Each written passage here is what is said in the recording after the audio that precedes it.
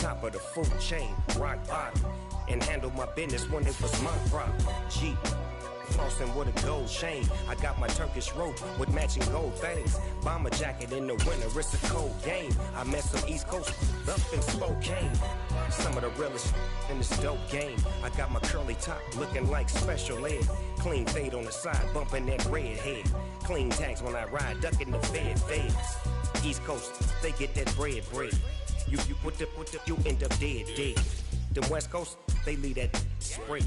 And now you got only your dread head. If God for me, who could be? Some might say it's cold. Others, like myself and my partner, we say this is football weather as we welcome you to chilly M&T Bank Stadium near the Inner Harbor in Baltimore. Today, we've got a Week 13 matchup for you here between the Denver Broncos and the Baltimore Ravens. The calendar has turned to December, and we're in the home stretch now as we're underway in Week 13. Devin Duvernay now returning from the end zone. And they'll get him down right around the 25, actually the 26 officially, so a net gain of 1 there.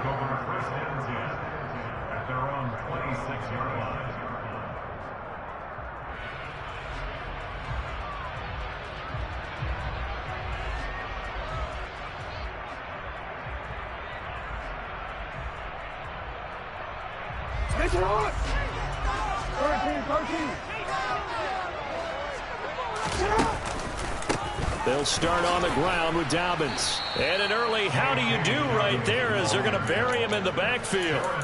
Call it officially a loss of 2 on the first play from scrimmage. Second down. Pretty straightforward play there by the linebacker. He saw the run, went with straight ahead pursuit and dumped him behind the line of scrimmage.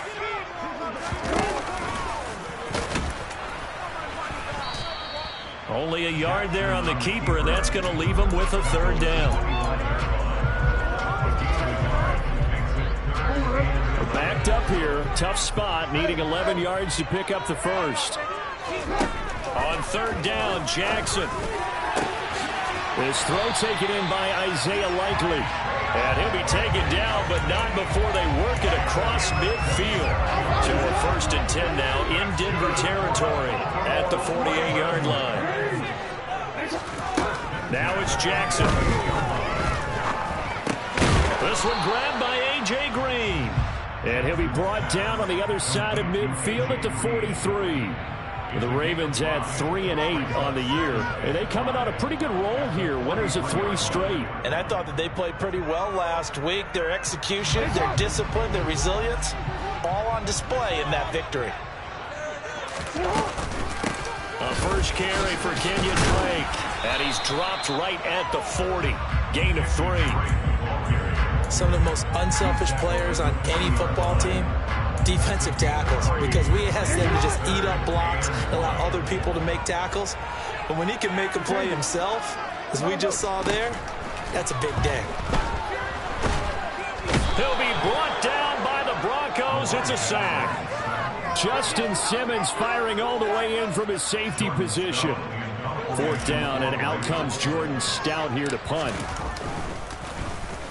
He was only asked to punt once in the victory last week as he sends this one away. This is taken around the 12. They call that a punt of 38 yards officially. And it will be 1st and 10 as they take over. So 1st and 10 here for Wilson and the Broncos at their own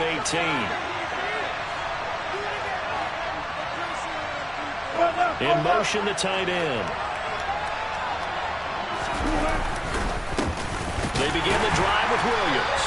And this defense feeling the encouragement. They stop him at the line of scrimmage on the first play of the afternoon.